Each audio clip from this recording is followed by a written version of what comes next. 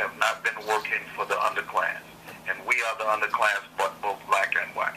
All right, so if you're just joining us, this is Talking with America, News Talk 990 KTMS in Santa Barbara. We are speaking with Gina Brown and Reverend Zach Lyde, the co-founders of the Redneck Party in Georgia, but it's a movement that's moving around the country now. Reverend Lyde, what you just said, I love, because what you guys are working for is a true justice, not this kind of false, it has to be, it's an imposter situation with the Tea Party. You've got these great corporate interests that are really trying to advance their cause and using people that are frustrated in America. You guys are trying to talk to the people that are frustrated for the right reasons. How can people get involved with the Redneck Party? What's the way to contact you folks? Handle it, Gina. Well, we do have a Facebook page, Redneck Party, and we have folks from all over the country that are signing up online. We have a website, redneckparty.org. We are filing for our nonprofit status right now. Any donations are not tax deductible, but we're going that way. We intend to recruit, run, and fund candidates that are going to work for working class folk. And I also wanted to add that I think the problem with folk here in the South is not that they're slow or they're stupid.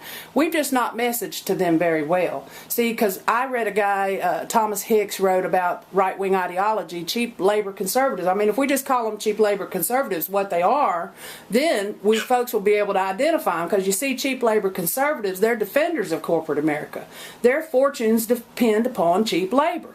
And the larger the supply, the cheaper the labor. So see, cheap labor conservatives, they don't like social spending or social safety net. Why? They'd rather have you 70 years old up there at Walmart shaking hands. They're going to get rid of your Social Security. See, cheap labor conservatives, they don't like minimum wage or other improvements in wages and working conditions, because this keeps you over a barrel. And actually, the abortion issue, think about it in this way. Cheap labor conservatives oppose a woman's right to choose. Why? Because unwanted children are an economic burden that put poor women over a barrel, forcing them to work cheap, and the unwanted children generally end up in prison.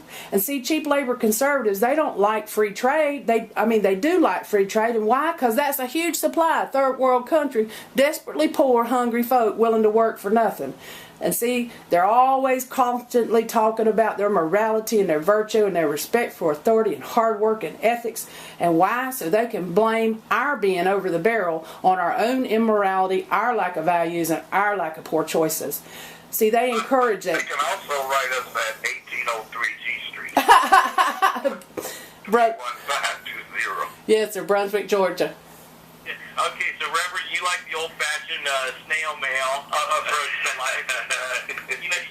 You're in that cutting-edge world of Facebook, and redneckparty.org is another way to reach you folks, and it's wonderful